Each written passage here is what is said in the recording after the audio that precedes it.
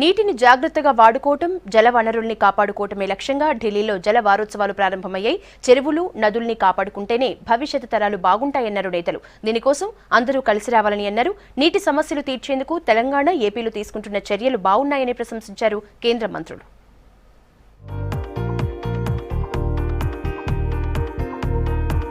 భారత 4వ జల వారోత్సవాలు ఢిల్లీలో అట్టహాసంగా ప్రారంభమయ్యాయి. 5 రోజుల పాటు జరగనున్న ఈ కార్యక్రమాన్ని విజ్ఞాన్ భవన్లో ప్రారంభించారు కేంద్ర జలవనరుల శాఖ మంత్రి ఉమాభారతి. దేశంలో నీటి కొరత తీరాలంటే ఉమ్మడి కృషి అవసరమన్నారు. దేశంలోని చాలా ప్రాంతాల్లో నీటి సమస్యలున్నాయన్న ఆమె తెలంగాణ, గుజరాత్, మధ్యప్రదేశ్ మాత్రం దీన్ని అధిగమించాయన్నారు. Joint efforts are required indeed at all levels to ensure that all the sections of the society benefit. There are success stories in various countries as also in various parts of our country like Gujarat, like Madhya Pradesh, like Telangana.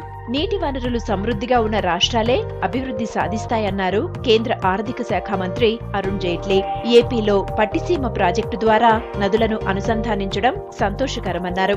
అన్ని రాష్ట్రాల్లో irrigation ప్రాజెక్టుల నిర్మాణానికి కేంద్రం సహకారం అందిస్తుందని హామీ ఇచ్చారు జైట్లీ.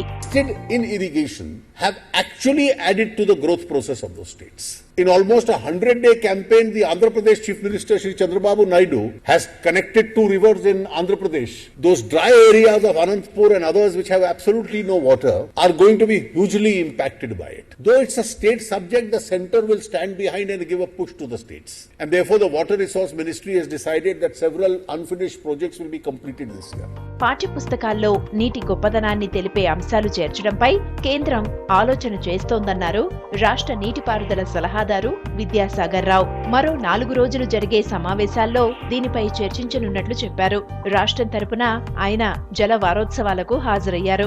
ముఖ్యంగా తెలంగాణలో వాడు చేపట్టినటువంటి మిషన్ కాకతీయ తెలంగాణ రాష్ట్రంలో ఉన్నటువంటి 46,531 చెరువుల్ని పునరుద్ధరించి మళ్ళీ ఆ నీటిని పూర్తిగా ప్రతి గ్రామంలోనూ నీటిని పొదుపు పట్టుకొని ప్రభుత్వం చేస్తున్నటువంటి ప్రయత్నాల్ని శ్లాఘించడం జరిగింది.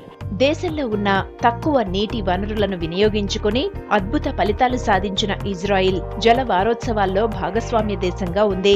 ఇజ్రాయిల్ ప్రతినిధి యూరి ఎండా ఏరియల్ ప్రోగ్రామ్ కు అటెండ్ అయ్యారు. అక్కడి ప్రభుత్వం తీసుకున్న చర్యలను మన దేశ ప్రతినిధులకు వివరించనున్నారు. నీటి వినియోగం, వృధాను అరికట్టడం వంటి అనేక విషయాలతో రూపొందించిన మొబైల్ అప్లికేషన్ ను కేంద్ర మంత్రి ఉమాభారతి ఈ కార్యక్రమంలో ప్రారంభించారు.